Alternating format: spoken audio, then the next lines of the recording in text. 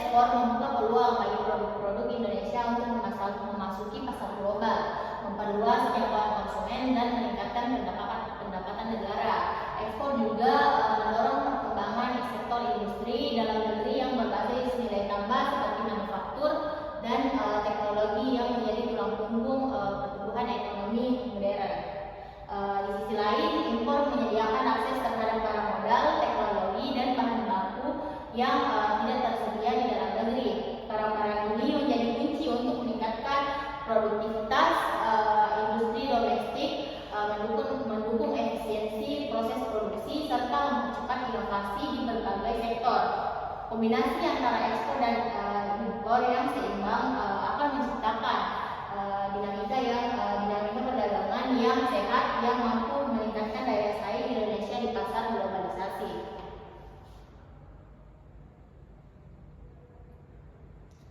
Selanjutnya, pengaruh investasi dalam mendorong pertumbuhan.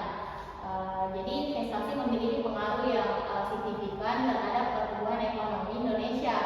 Investasi baik domestik maupun asing merupakan elemen penting dalam mendukung peningkatan kapasitas produksi, menciptakan lapangan kerja baru, dan mendorong pertumbuhan pendapatan nasional.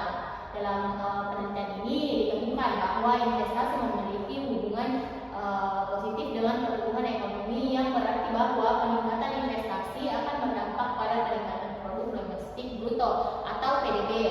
Secara statistik, hasil analisis regresi menunjukkan bahwa variabel investasi memiliki nilai signifikan, mengindikasikan peran pentingnya dalam mempengaruhi pertumbuhan ekonomi selama periode 2007 sampai 2017.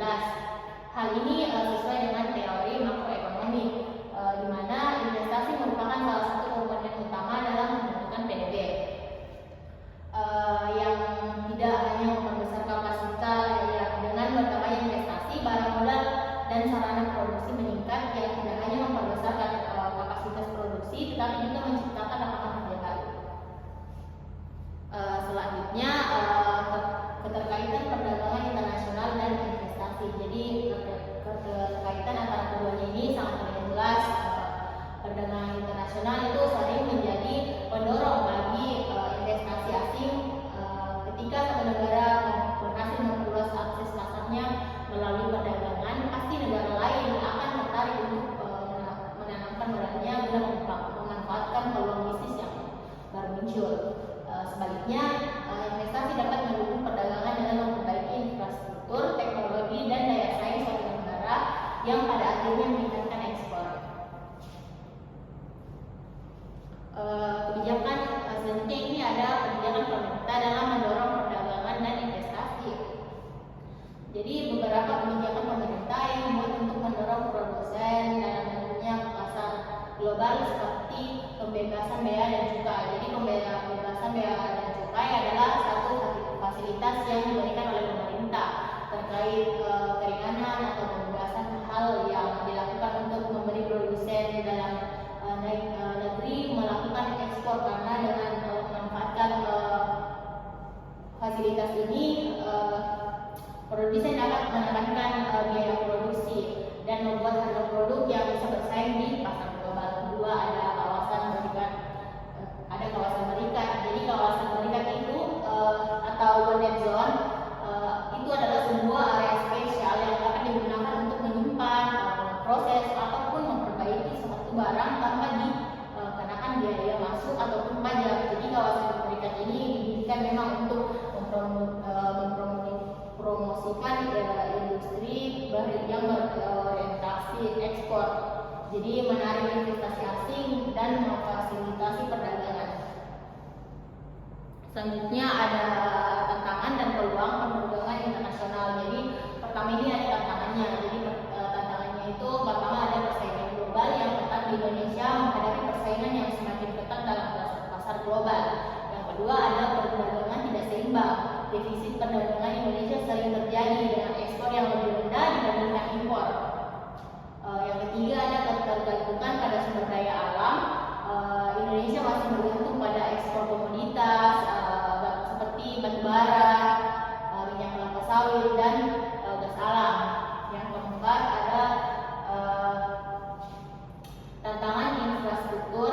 yang belum sepenuhnya berkembang, seperti transportasi, logistik, dan konektivitas digital dapat menjadi hambatan dalam memperlancar perdagangan yang menarik investasi asing dan menarik investasi asing. Yang terakhir ada peraturan yang kompleks dan hambatan administratif, beberapa regulasi dan kebijakan yang tidak konsisten atau sulit dipahami bisa menghalangi investor asing untuk masuk serta mempengaruhi efektivitas perdagangan internasional. Selanjutnya kita masuk ke peluang perdagangan internasional. Peluangnya itu pertama, akses pasar global, perjanjian perdagangan bebas atau FTA dan kemitraan ekonomi dapat membuka akses pasar internasional bagi produk Indonesia. Yang kedua, investasi langsung atau FDI. Indonesia memiliki potensi besar untuk menarik investasi asing langsung, terutama di sektor manufaktur, infrastruktur, dan teknologi. Yang ketiga, diverifikasi ekonomi dengan memperluas sektor ekonomi selain sumber daya alam seperti sektor digital, pariwisata, dan manufaktur berbasis teknologi tinggi.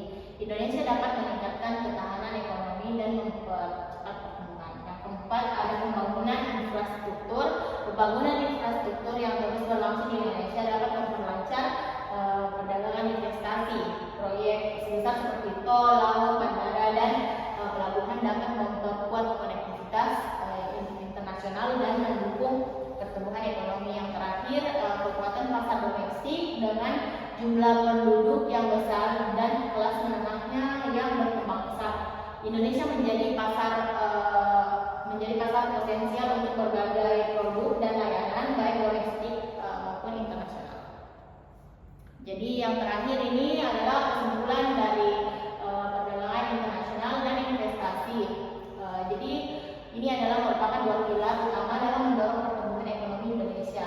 Jadi perdagangan internasional memungkinkan Indonesia memanfaatkan keunggulan kooperatifnya baik melalui ekspor produk unggulan seperti komoditas pertanian, pertambangan maupun manufaktur. Jadi melalui impor barang dan modal, teknologi yang mendukung efisiensi industri domestik dalam jangka panjang, keterlibatan dalam perdagangan global dapat meningkatkan daya saing produk lokal dan mendorong inovasi. Tapi di sisi lain, investasi dapat baik dalam bentuk penanaman modal asing ataupun PMA maupun penanaman modal dalam negeri atau PMDN memberikan kontribusi signifikan dalam menciptakan lapangan kerja, mempercepat alih teknologi, dan mendorong pembangunan infrastruktur. Investasi yang tepat sasaran dapat mengoptimalkan potensi sumber daya alam dan sumber daya manusia di berbagai wilayah Indonesia. Jadi pada akhirnya kontribusi tetap pemerataan pembangunan. Sekian dari saya. Bila